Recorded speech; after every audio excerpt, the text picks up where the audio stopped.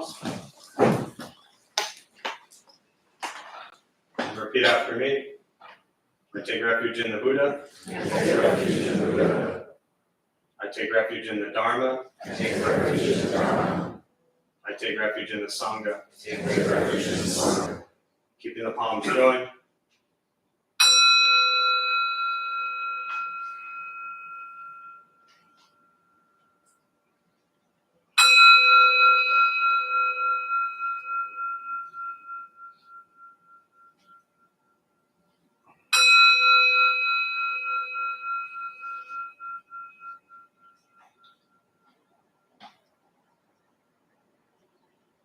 Palms down.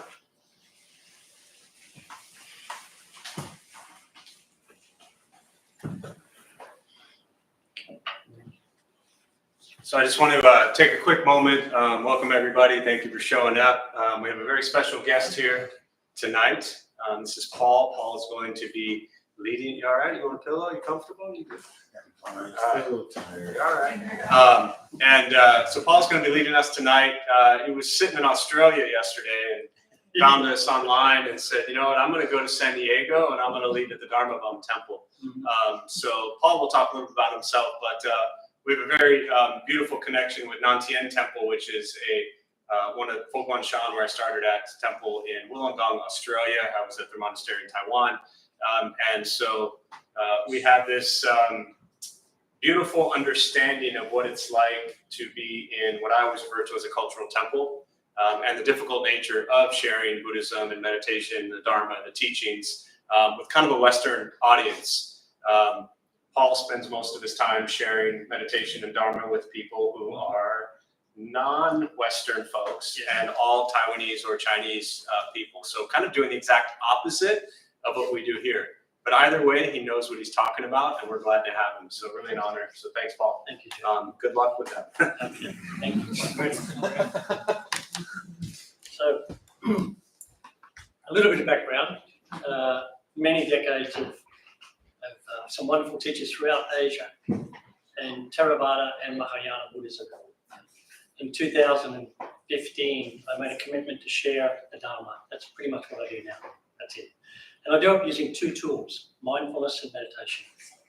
They're the two that tonight, hopefully, we'll be able to share with you, and hopefully you'll get something from it. To begin with, can I ask, is there anybody here for the first time to this temple? Oh, look at this. Anybody else? Someone in the back? Yes? Yeah? Fantastic. So what brings you here? What brings you here? Just meditation and mindfulness. You're looking for exactly what I sell. See? How about you, sir? I'm in recovery right now. Recovery.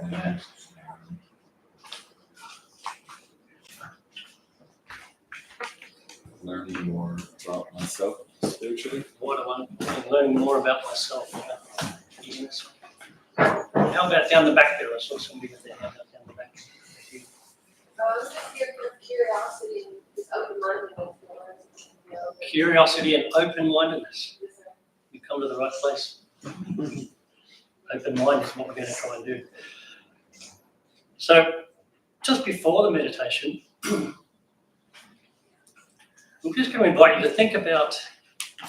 Oh, we haven't got any sound. You're quiet. I'm a quiet. Better put that there. Oh. Where are we, Jeff? Good.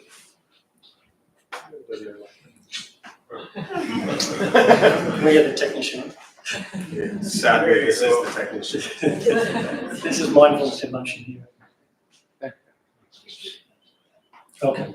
Okay. Is that better? Yeah. Okay. And I'll say yeah. I'll try to get that R going. As you can tell, as Jeff mentioned, I wasn't born here in the States. I'm from Australia. Big island out there somewhere.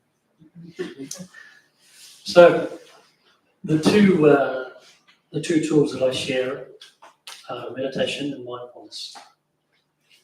And tonight we'll do a little bit of meditation, And then hopefully you'll be able to take that and put it into your day-to-day practices, which is mindfulness. So for those of you who are new, meditation is like a toolbox. Okay? We just have these certain tools that we can open up and we can experiment with, and then we can use this in our day-to-day life.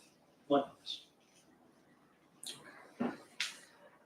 The best way to experience it is not through me talking, it's through experiencing. So I'm going to invite you to get into a comfortable position. For those of you who haven't meditated before, just have your spine erect like a stack of coins. And then have your body just hanging off it loosely, like you've got a sweater hanging off the coat. So nice loose body, nice straight spine. If you're sitting in a chair, I invite you to have your feet shoulder width apart, your legs shoulder width apart, and your feet firmly on the ground. And when you're ready, you can just gently close your eyes. And I'll walk you through a meditation.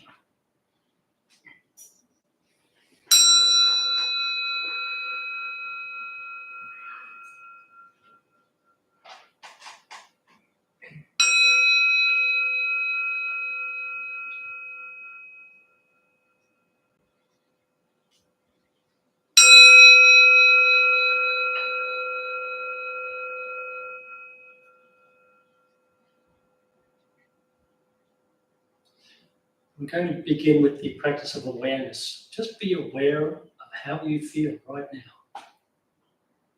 If you're agitated, if you're comfortable or uncomfortable, if you're warm, cool, how does your body feel? Just take note of your body. If you need to move it during the meditation, that's fine. Moving the body doesn't spoil your meditation.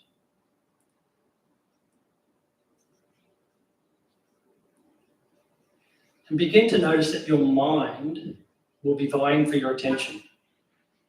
There might be a twitch or an itch, something uncomfortable physically.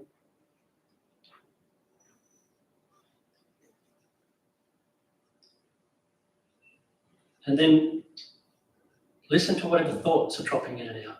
Anything vying for your attention.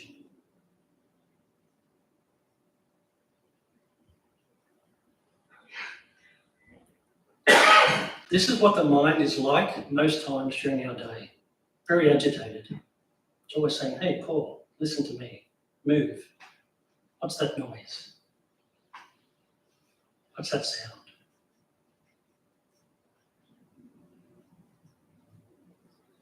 And now we'll just gently move away from the agitated mind. We're going to just bring your awareness to your breath. As you inhale, feel the sensation just inside your nostrils, outside your nostrils, or above your upper lip. There's a triangle space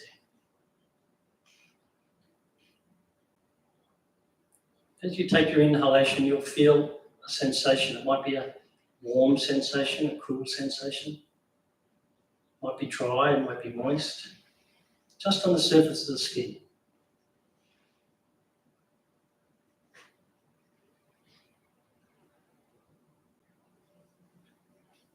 And as you exhale, bring your attention to that same spot, that triangle space, and feel the sensation on the surface of your skin.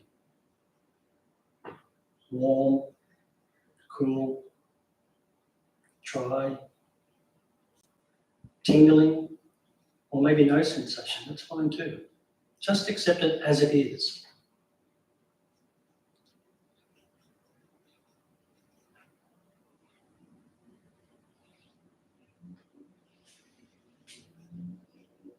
You'll notice that your mind will wander periodically.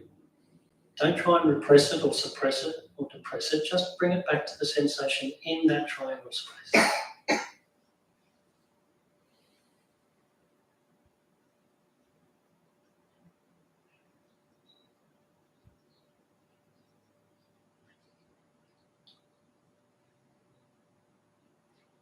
Accept that the mind will wander and practice to bring it back.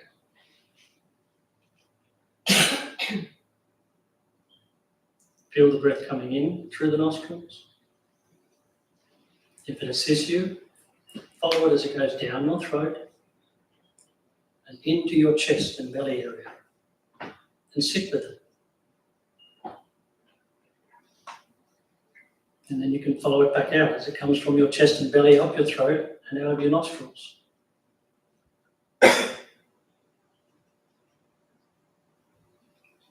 Don't force anything. We're not here to gain anything or attain anything.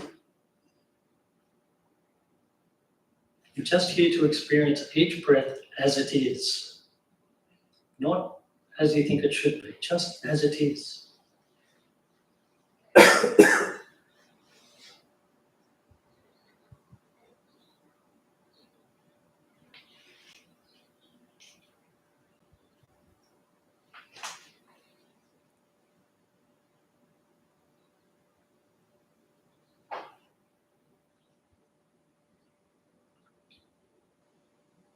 If you've ever witnessed a sunset, we're on the West Coast, you'll know that you don't make a sunset, you don't gain a sunset, you don't attain a sunset, you just experience a sunset, just as it is. And that's what we're practicing here. Each breath, whatever rises up, whatever the sensation, we just accept it. And we notice it changes. Each breath in, each breath out.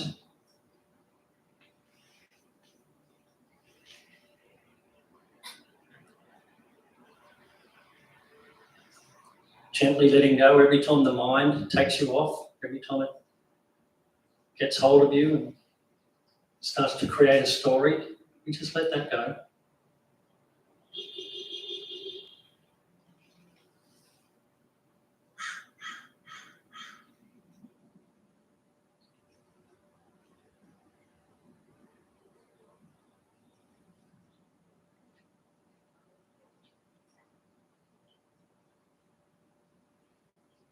Allow your body to relax. Don't be too tense. Don't be too tight. If you're trying hard, stop trying. Just rest into it.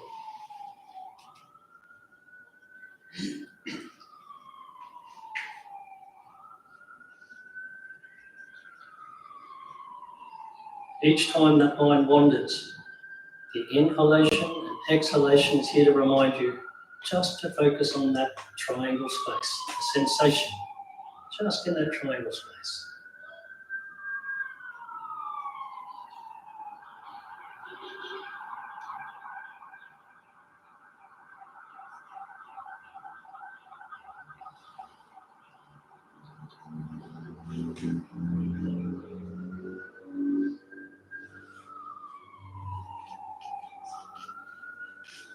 The mind is starting to become calm. Rest in the calmness. If it's still agitated, that's okay. It's agitated. It's all good. It's all good. It's agitated. Gently bring it back. Feel the breath coming in through your nostrils. In its own rhythm. We're not forcing our breath. Feel the breath coming out through the nostrils.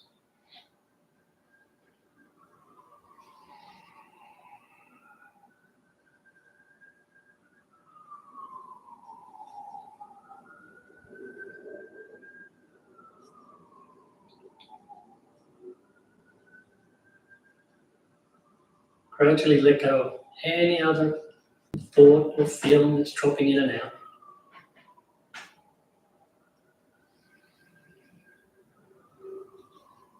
We're oscillating between awareness that my mind will vie for my attention and the ability to concentrate. I can put my mind where I choose to put it, even if it's only for one breath. And it shifts again. Just bring it back. Be kind.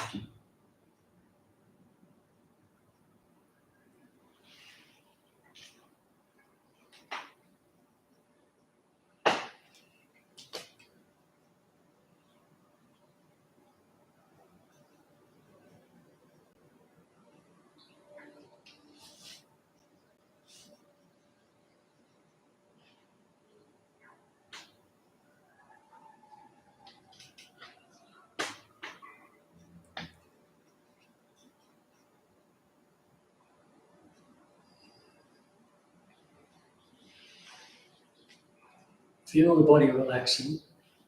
Feel the mind switching off. Don't fight it.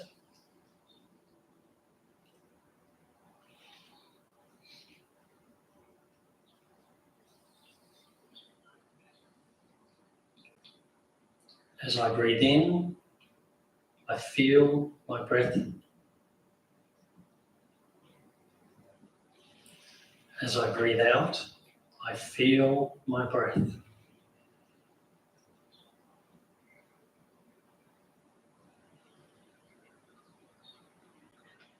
The space in between the mind will vie for my attention. I choose not to follow it.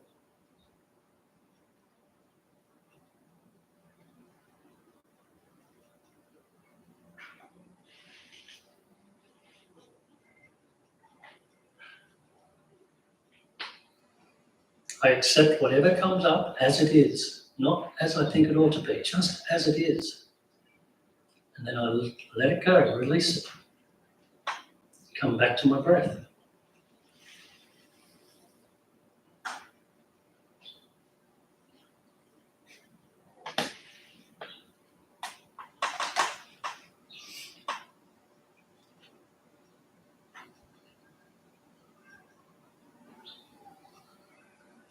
Whatever rises up, accept it, release it, come back to my breath.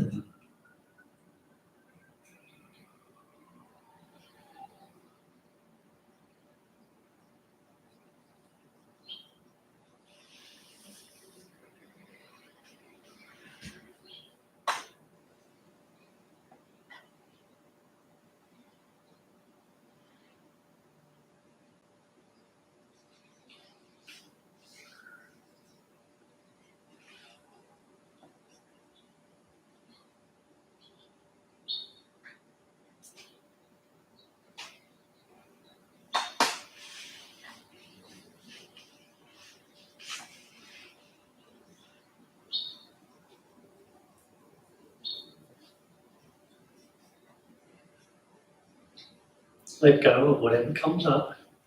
Just acknowledge it. Don't push it away. Acknowledge what comes up, release it, and come back to the breath. Feel the breath coming in through your nostrils. You can follow it if you wish, down the throat, into the chest. Feel the breath coming back up, out through the nostrils.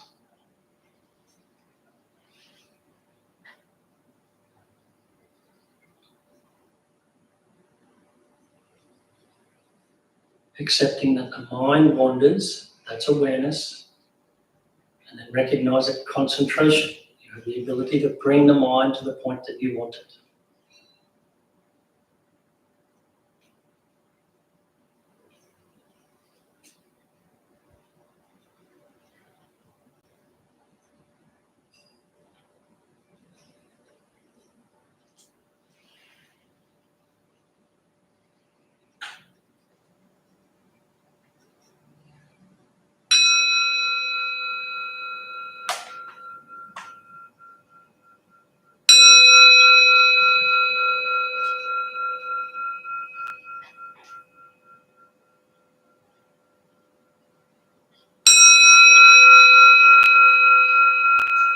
When you're ready, you can just gently open up your eyes.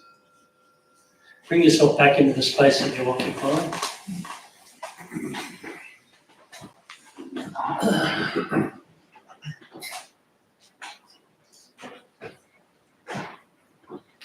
What we witness in meditation is that it's not something to use to escape the world. It's something that we use to transform the way we connect with it, the way we understand it. Things rise up, things fall. Things rise up, things fall. There's a cycle, always a cycle. And in day-to-day life, it's 50% uncomfortable, 50% comfortable. That's what it is. But what do we normally do when it's uncomfortable? Yeah, we try and move away from it. I invite you during your meditation, when you feel discomfort, move toward it, not away from it. Just move toward it. And the more we move toward, whether it's physical or emotional discomfort, the more we move toward it, we start to see it as it is. It's impermanent. It's a cycle. It's like day and night. In Buddhism, this is impermanence.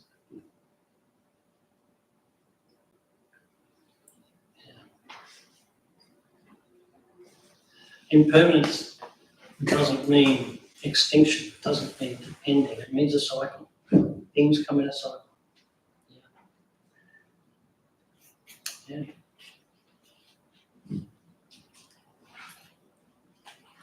So, I might throw it out to the floor for a few questions, thoughts, comments. Question.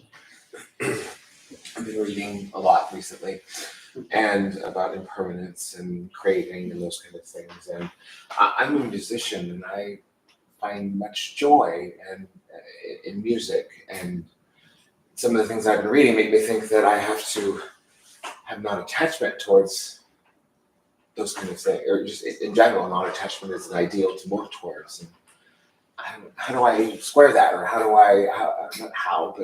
what does Buddhism have to say about those kind of things? Well, Buddhism in day-to-day life, the first thing I invite you to consider is everything has polarities. Everything has opposites, okay? And there's many gradients in between the two polarities. And we'll just take comfort and discomfort as an example. Many polarities between them. Yeah? So attachment to either end is what's going to cause dukkha or suffering, unsatisfactoriness. So I'm willing to give up my music. No. So the balance, the middle way is what we're always talking about in Buddhism. Oh, what's the middle way? What's the middle way? Well, interestingly enough, you yourself are impermanent. You're in a constant state of flux. Yes. And everything around you is in a constant state of flux. So balancing out you and everything around you that's always changing, it's not a tick box. We don't just get to a spot and go, well, that's the middle path. Okay? We seem to look at things relatively. We take it as me, myself, and I, the three people in the world. Yeah? Ultimate reality says everything exists concurrently. Simultaneously. We experience it concurrently. And that's where it's tricky to find this middle path. If everything exists simultaneously, for example, right now, there's a large group of people here and everybody has a thought. So every thought exists. There's not a wrong thought or a right thought, there are just thoughts. Yeah?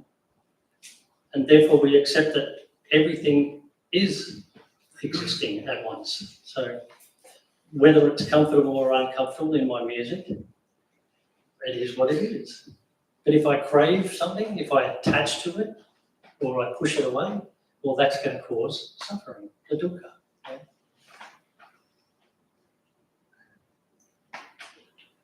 Yeah. I couldn't hear very well in the beginning. I'd love to hear your story.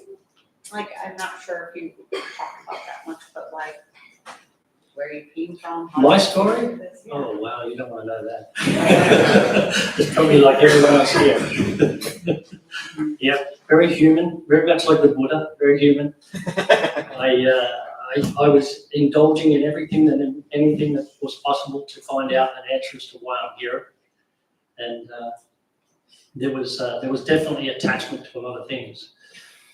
I studied some 30 different religions, so one of the key things that keeps coming up in Buddhism, especially compassion, loving kindness. Yeah, having compassion for myself, and then having compassion for those who are exactly like me. I can look at everyone here and know that I too am you, or you too are I. There is no difference. It's just phenomena. Just phenomena. There's this cycle of rising, and the cycle of falling, and the cycle of comfort, and the cycle of discomfort. And then we have these habitual behaviors to try and get away from discomfort. Yeah, coping mechanisms. And I was born in a position where at 15 years of age, I had to leave the household to survive. So it was a pretty tough gig.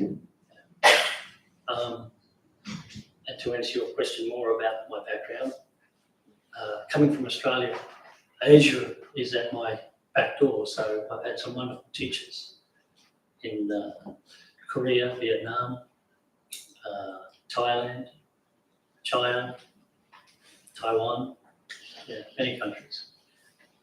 And the key theme, one of them was predominantly non-attachment is the word that keeps coming up. Don't attach. Because when we start to attach to something, even this thing called self, myself, when we start to attach to something that's impermanent, what's the result? You can't attach to something that's impermanent. It's like grasping smoke, okay?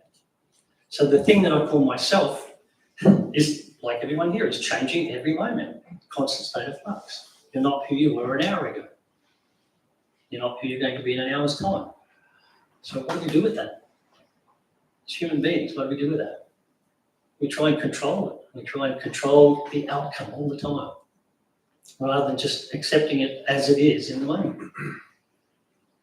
And when we accept it as it is, fear, anger, frustration, as soon as we accept it as it is, it's like popping a balloon. We say it's present. That's all. It's just present. I'm not it. It's present. And that acceptance ceases the cycle of that phenomenon. That moves in to the next one. If we're here to grasp something, then we're going to suffer. If we're here to accept it as it is, then we're going to have an experience, which is why we're here in life, to experience every emotion as it is. They're not permanent, I can assure you. It's fulfilling, yeah. At the back. My question is, when I try to meditate, it's like my mind can go, if I don't focus on my breath and ground myself to that, my mind can go into like a trance type state, which is like a comfortable thing. It's an enjoyable thing. I don't know if it's fruitful. I don't know if it's a fruitful place to be if I'm not concentrating on my breath. What are your comments on that? So the gentleman was sharing that when he meditates and he's not concentrating on his breath, his mind might go into a calm state of being. It's often referred to as shamatha. I don't know whether that's the level it's got to. But this calm abiding, if you're attaching to it, then that is attachment in itself. I mean, ultimately, there is no you and there is no it. It's just a moment. It's just a moment.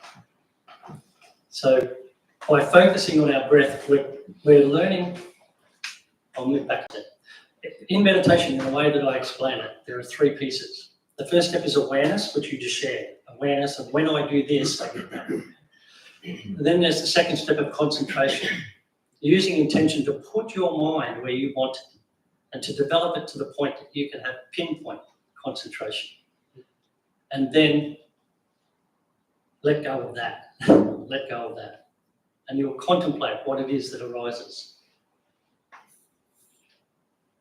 Does that make sense? Yeah. Because the attachment to that calm state of being, or that shamatha, it might be images, it might be a feeling state. It's more visual, like More visual, yeah. I don't know if it's really thoughts, but it's more like movements and things.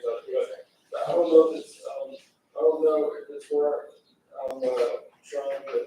I don't know if I'm getting anything from that, but it seems like that's what the tendency is, to get away from the focus on the breath and to that comfortable state. Using shamatha or using a comfort, calm, abiding state of being is just another weapon. It's just using something to get out of discomfort.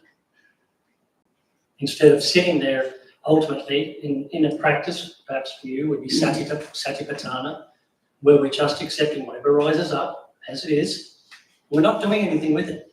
We're just watching it, a kind observer, and then it dissipates. Something else will rise up and it will dissipate.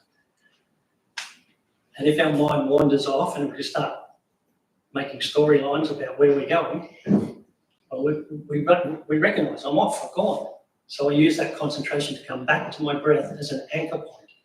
That's just to bring me back and say, I'm going to bring my mind back here.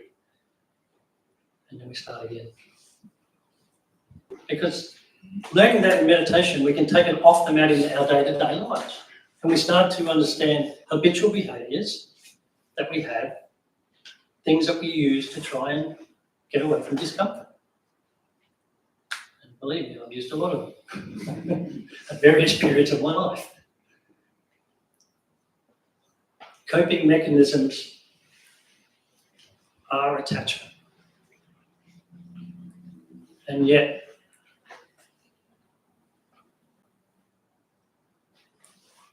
non-attachment itself is where the dukkha stops, where the suffering stops. Non-attachment. Non-attachment to the pain, non-attachment to the thought. Whether it's physical or emotional, it's just awareness of rising, awareness of falling. And having compassion for that cycle. Compassion for yourself. Because it's not easy. It's simple, it's not easy. Someone had their hand up here. I've been able to accept when I have discomfort with emotional stages pretty well. But what would you say, how I still haven't achieved a level to accept when there's pain, discomfort, or body discomfort? Like physical discomfort versus emotional discomfort, the gentleman was asking both the discomfort, and it does take a lot of practice in meditation.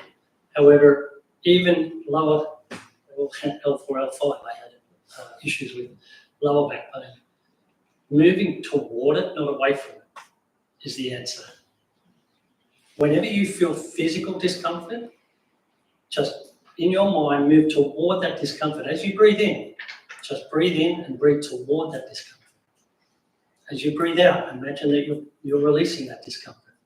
And it does take some patience to not move, to not react. It takes a lot of practice, but eventually, whether it's physical or emotional, it's the same thing for tonight, impermanence. Because even physical pain, if you pay attention to it, physical pain, you can have the discomfort level of 10 and 1, and it will move between 10 and 1. And it becomes relative. It's more uncomfortable than it was, or it's less uncomfortable than it was. Yeah? Right? But just moving toward it and not trying to get away from it is the answer for that. Anybody else? Okay. What I would like to share with you is in Buddhism, the whole, especially in the Mahayana and the practice that I do, the whole concept of what is all this stuff? What is life? Yeah? What is it? It's dependent origination. It's called dependent origination. I'm not sure if you've heard that term. But dependent origination says that we are interconnected. We're not independent. We are interconnected. And with COVID, that's a pretty good sign that we're kind of interconnected with everybody else in the globe. And so knowing that there is no separation between us. I'm not an island. I can't exist on my own. I would, if I'm sitting here and nobody's here, who am I talking to? So I need you as part of me. And it's no different to my left hand needs my right hand. That's my left, that's my right. That's part of this one body. And in Buddhism, it's this oneness. Each and everybody here is someone. What's someone? Some of the one. Yeah? It's all connected. It's all connected. And therefore, when it's all connected, you can just see yourself in others, and you can have this wonderful compassion. Everything that you feel, everything that you have, everything that you don't have, is exactly the same as everybody else. And so there's avenues. There's, well, how can we deal with that? What do we want to do with that? Why do I need more? Why should someone have less? Yeah. Well, dependent origination says that there will always be that. The more, the less. It's polarities. There will always be polarities. There's not one side of a coin. There's two sides of a coin. So we just accept what is as it is, and then we move forward. There's not more or less. We've got the whole thing. Everybody has the whole thing right now. If somebody is making music, this gentleman down the front here is making music, well, that's my music. I listen to it. If he makes it, I'm listening to it, so it's also mine. So it's interdependent. Yeah? And that's one of the key things to understand. That and the fact that everything is impermanent, comes in cycles, and therefore it's always in a constant state of flux. It's always rising, it's always falling. When we try and control the outcome, when we say, I want it a certain way, how can you have it a certain way? It's always in a cycle. You can't.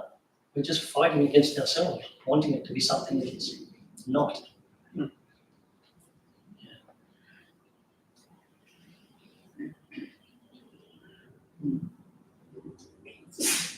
So the mindfulness part of what I'm sharing is just taking all of these things that we learn when we sit in a meditation, just taking on board all the things that rise up, all the things that fall, and saying, well, where can I put that in my day-to-day life? Where am I attaching to something? It's so simple. Where am I attaching? And there's your contemplation piece of meditation. What am I attached to?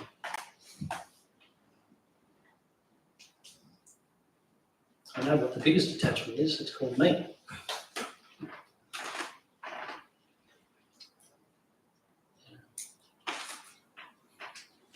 And what am I doing with that me in everyday life?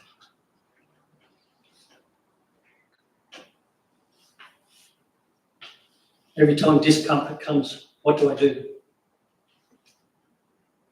Do I accept it, or do I try and change it for comfort? And every time comfort comes, what do I do? Do I hang on to it? Do I cling to it, hoping it'll never go? Reality says it's impermanent. So, life's 50-50, folks. What do we want to do with that? Where does it all come from? Where do you think things come from? Sorry? Is it your senses? Yeah, your senses. Well, your senses report it, but ultimately it comes from your mind. Okay, the mind is everything. In Buddhism, they'll teach you the mind is everything. And what generally happens when we have a mind, we think. Okay? We tell stories to ourselves. Well, we definitely tell stories to ourselves, but we start with that wonderful thing called thought. Okay. Well, when you think, what happens? You're going to feel something. And that's the place you take the action from. And therefore, that's the result you'll get. Think, feel, act, result. It's a cycle. So what do we come back to? Think. Come back to thought. What am I thinking? Every thought that you have, that you cling to, creates the result.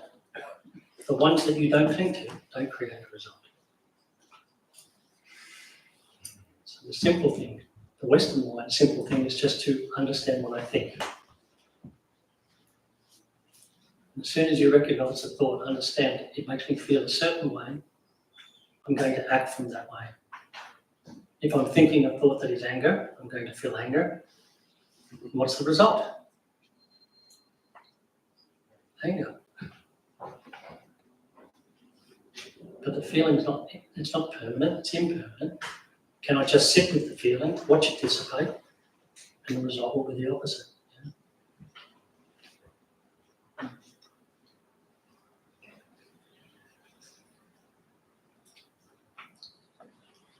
So Jeff, we've had about 40 minutes. What do we do now? I guarantee they have more questions, don't worry. Yeah, questions at the front. If you were just sitting with a feeling and not expressing the feeling, Mm-hmm. if you were thinking about the feeling but not. Ruminating on a thought. Yeah, Just going over and over on a thought. Well, I don't even know if it's that, but you said when you sit with your anger, sit with your sadness, right? Mm-hmm. I guess what I'm saying is sometimes, I feel like there is an expressive element a lot of the times that we repress. Right. And that is something that sometimes I can't square the circle with Buddhism, is this sit with it, but it feels repressed to me. Right. Sitting with an emotion may feel like it's being repressed is the question. Yeah, I guess that's where it is. Right. And yet, if you sit with it long enough, what's it going to do? It'll get sick of itself. Maybe. Maybe it'll be challenging. Yeah. Yeah. So we're not inviting you to repress, suppress, or depress any emotion at all. What the invitation is to imbibe in every emotion, not react to it. Just accept it as it is. You'll feel an emotion in your body. You'll feel an emotion in your body. Yeah? Exactly. Mm-hmm. And to not react is difficult, but to sit with it is more difficult. If you sit with it, it will shift. It can't not shift because it's impermanent. The degree that it will shift, you can watch it. It might rise and fall over and over and over again. But without a reaction, it will change. And that will be where you're coming from. Acceptance of what is in the moment. Now, once I accept it as it is, then I can decide what I'm going to do with it. If it's anger, for example, and I decide, well, I don't want to lash out, then I won't lash out. I will say, okay, well, I might journal. I might listen to some music from this gentleman who plays music. I might do something with it. Does that make sense? Somewhat. Some of that sounds like repression to me, but I have to think about it. Think about it.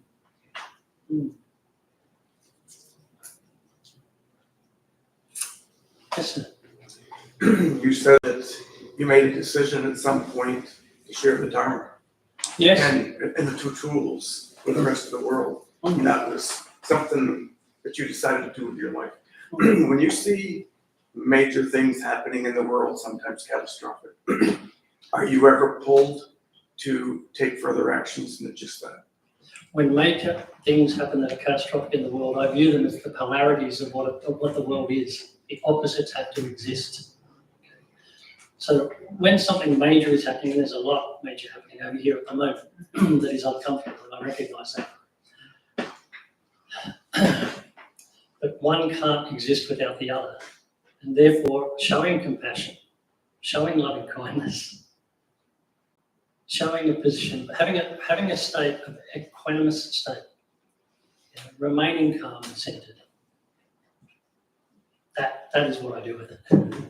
I don't deny that oppression and things are happening in the world. They are. But again, it's all relative. It's always relative to something prior or what we expect after. It just is what it is. It is a cycle. As uncomfortable as it is, it's not permanent still. But I guess if you draw on someone like Mahatma Gandhi, for example, yeah, you don't fight. Fighting, anger creates anger. Peace creates peace. Yeah. It can be frustrating, I understand.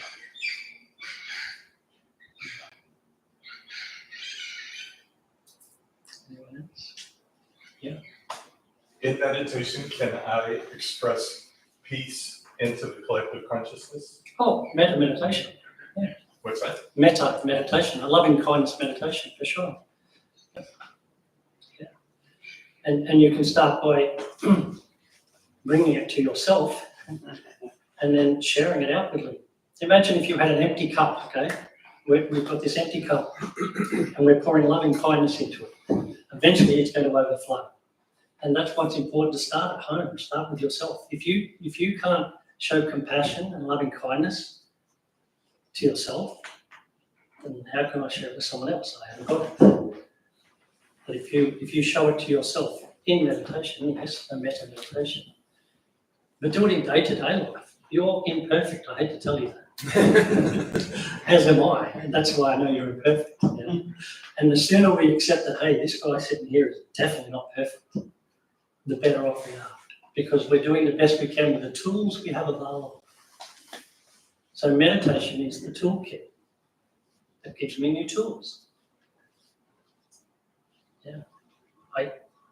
We learn to view what's happening while we meditate. Move back and just view what's happening within this self.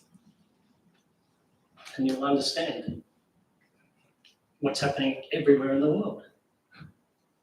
With everything, every phenomena is the same.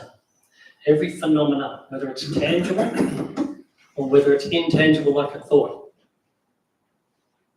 it is a collective of things. Yeah? And it's in a cycle and it's impermanent. And when we see that, we just, as I mentioned before, we see polarities exist. I accept that discomfort and comfort exists. I accept that we're going to oscillate between the two. And I start to recognize, well, if I'm using habitual behaviors to try and get away from that, I'm going to create suffering for myself and for everyone around me. If I accept that this is a cycle, then it's surprising how little the cycle affects you.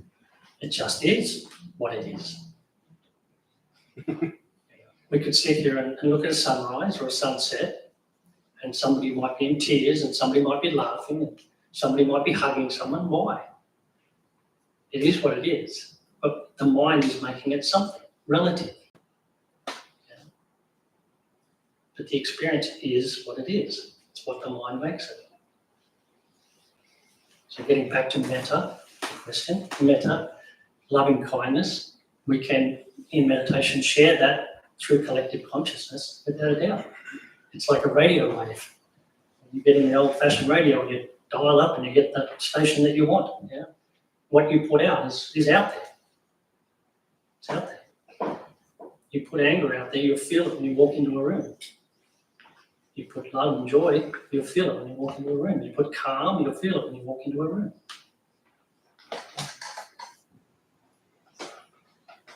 There was a hand up the back there. I have a question, but I don't know how to really ask it. You were talking about when we were meditating about like the detachment, like temporary, like things are temporary, you know what I mean? So I just got kind of like stuck on that. I'm curious, like, what do you mean by that? Like everything's temporary with the detachment, like what if you're like a relationship or like family, you know? Attachments in your family. Yeah, like how do you disassociate yourself with that, or how does that work? Does that make sense? Right, we're not inviting anyone to disassociate themselves from anything. The invitation is to experience it as it is. Everything as it is. Right. That's the beauty of being a human being. You're being human, and a human will experience love, tenderness, pain, suffering, and that is what we're here to do. And it's like a tick box. Imagine if you could tick box every emotion that you've ever experienced in this room. If you sat down and you said, these are the emotions I've experienced, yeah? Well, that's being human. But while we're doing that, this entire body is changing constantly, and everything outside of us is changing. Everything's in a constant state of flux all the time. So that's why the confusion comes in, because we think that it's a done deal. It's not a done deal. Nothing's a done deal. It's always changing. And learning to cope with change as it is what will reduce suffering. Because we get to the point where it doesn't matter what happens. I can handle this. Right. Because ultimately there's nothing to handle, there's everything to experience. Remember, we're not attaining, gaining, acquiring, we're just being in the moment. Yeah. Thank you. Good question. Yes, up in the corner. I'm just curious, like, how do you balance just accepting what is, like, say you're hungry, et cetera, and like, how long do you continue to accept being hungry until you eventually, potentially starve to death versus like how you show yourself loving kindness and you feed yourself acceptance. I noticed, was it the Buddha when he was like aesthetic, but that's not how he ended up, right? He was like, okay, that's perhaps aestheticism is a little bit too far. Yeah, so the question is, how do we accept what is and just keep accepting it as ongoing? So that's not quite the theory. The theory is to accept it as it is and then make a decision from there. But I can't make a decision from here with a clear mind if I don't accept what is from the get-go. It is what it is. And you're right, the Buddha, being ascetic, said that doesn't work. And as Siddhartha Gautama, as royalty, that doesn't work. And there's your two polarities, your two extremes. What works is the middle path, in between, knowing they both exist, and we can oscillate between the two. Sometimes we will go hungry. If I'm hungry at the moment, then there's no point complaining that I'm hungry. I've got to accept I'm hungry and then take action from that place.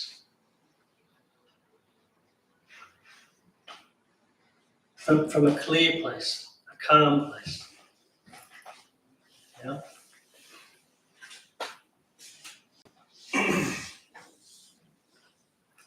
Anyone else? Yeah, have a point.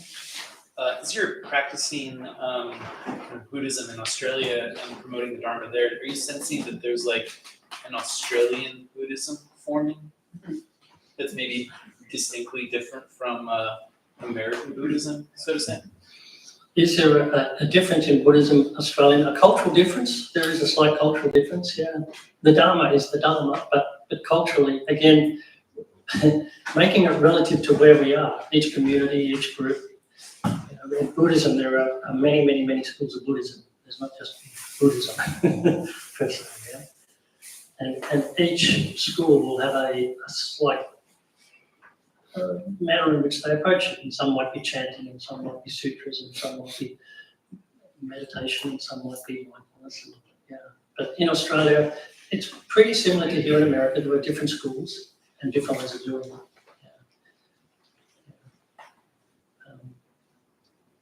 At their core, the teaching truly at its core is the same with all of the Buddhist practices that I've come across. I'm sure Jeff will say the same.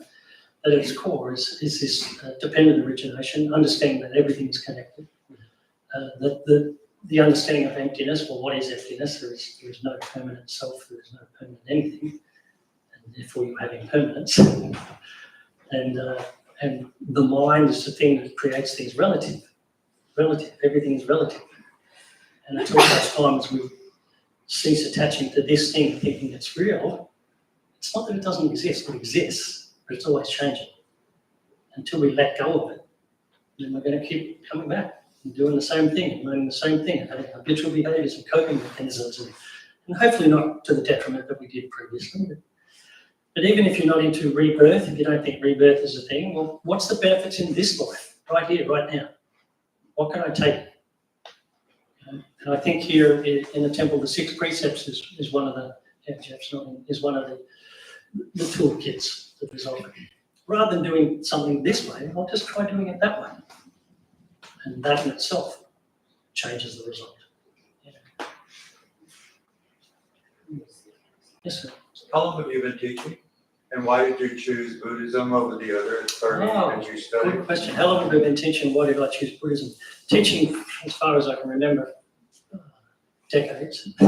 Buddhism, 2015, 10 years. And why did I choose Buddhism? Okay. I studied 30 different religions, and I was invited into pretty much all of them. But there was just something missing. There was something that didn't resonate with me.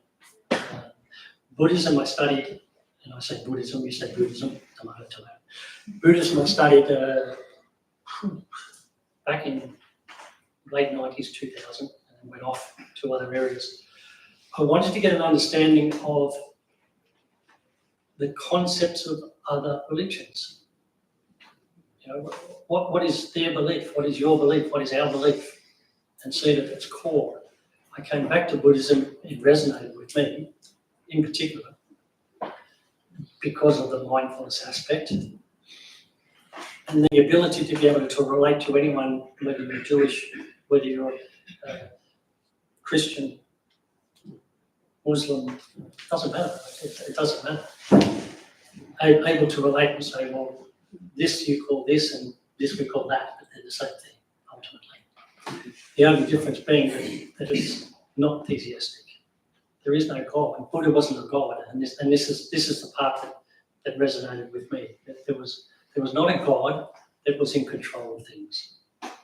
Buddha was just a human being who said, "This is what the truth is. If you see phenomena for what it is, then you will see what suffering is," and that's what resonated with me.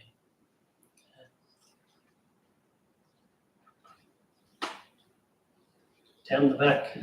Yeah, you mentioned meditation. Is that a different form of meditation that we did right now? And what other meditations are there? I'm just interested in learning more about different meditations. Sure. And where can I learn them? The question is, what other meditations are there? Is meditation and metta different to what we did? We did a very simple satipatthana meditation today. Satipatthana is accepting whatever rises and falls. That's all. Accepting it as it is, and then having an anchor point to come back, a place of refuge. And we'd oscillate between awareness of what's happening and concentration to come back to this anchor point of refuge so that the mind's not so agitated. Okay? It's actually a little bit possibly advanced. As far as what meditations are available, I teach around 110 different styles of meditation. Where can you learn meditation? There are many apps. The one that I use is Insight Timer. It's a free app. And it's one word, Insight Timer, because it's an Australian. Australians created the app. They live in Bali. It's a pretty good app, and there are thousands on there. So,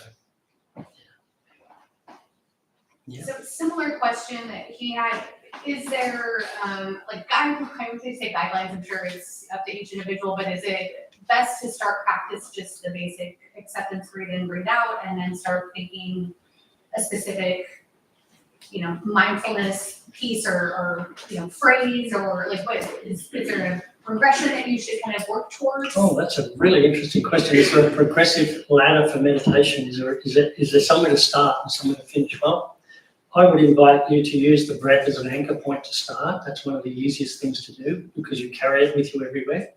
You can use mantra, you can use mala beads, for example. However, you can stop anytime you want and just recognize your breath, okay? Right now, even as we're sitting here, just recognize your breath. If it's short, sharp, and shallow, it's telling you something. I'm agitated. Why is Paul talking so long? I have to get out of here. If it's relaxed, if it's calm, and that's what you are. So the breath is an indication of where you are, where your mind is. If your mind is agitated, your breath is agitated. So that's a good place to start. And if you haven't meditated much, I invite you to start small, like 1 minute, just 1 minute, and recognizing where's my breath, and then allowing it to come in and out of your body and just be with it. And it will start to settle down because the mind becomes less agitated. As the Buddha said, mind is everything.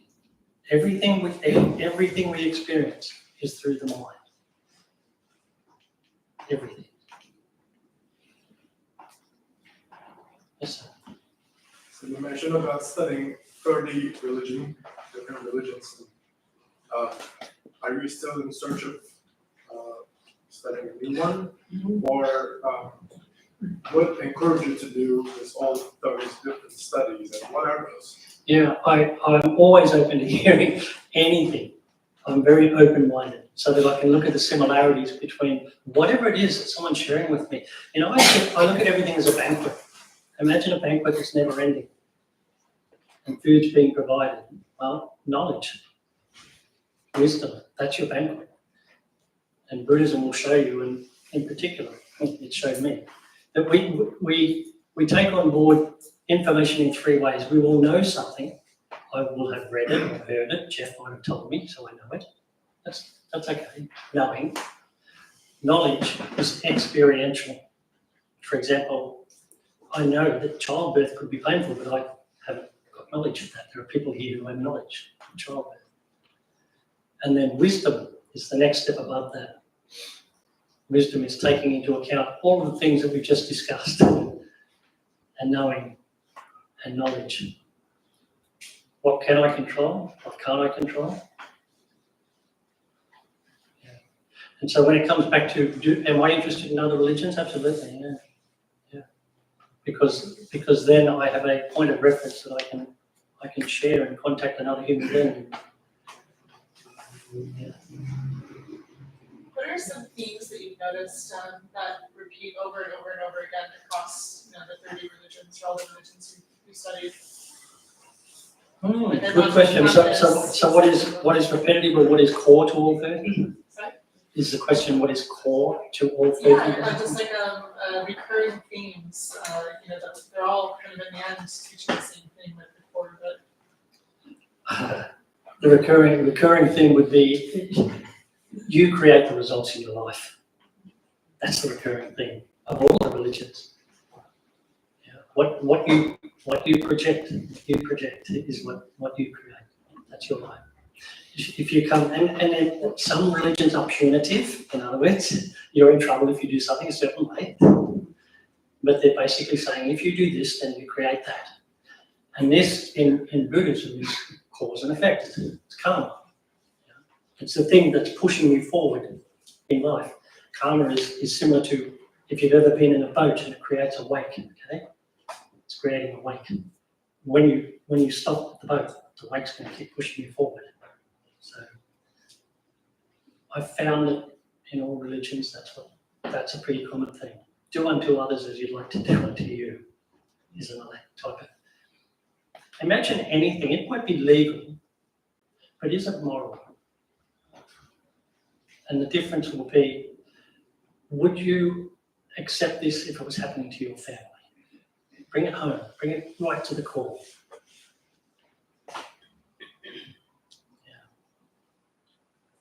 Probably some of the common things. When you split them into monotheistic and so forth and so on, gods or deities, I really don't mind whatever floats your boat. You know, if you believe that there is a way of wholesome thoughts and a way of wholesome living, then by all means do it. Yet accept that it might not be exactly the same modus operandi as someone else. If I sat here now and said, how do I get to the airport?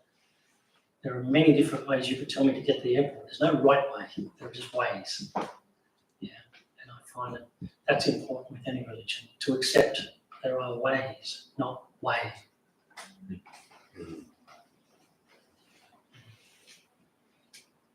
Thank you for the question.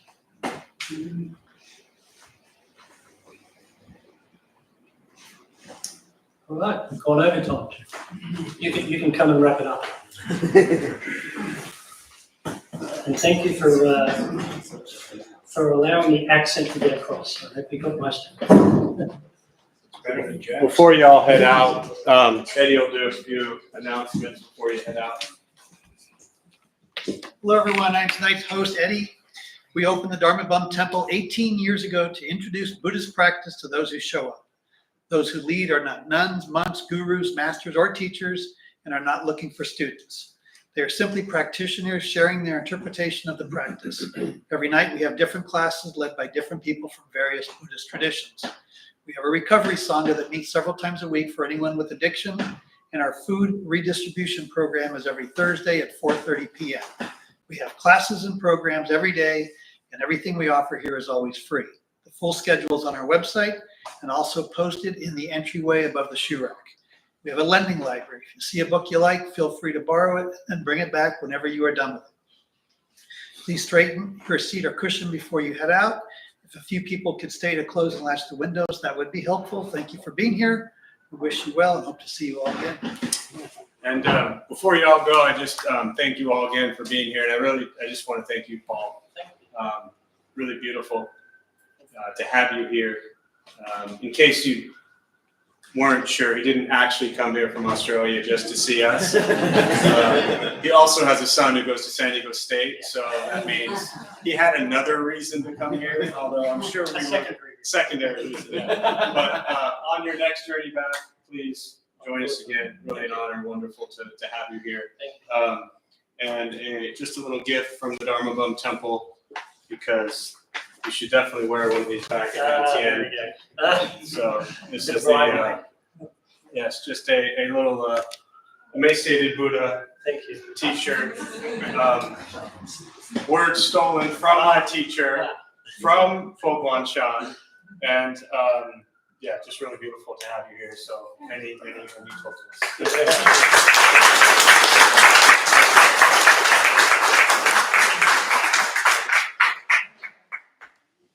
Thank you for joining the journey. Thank you very much. Thank you.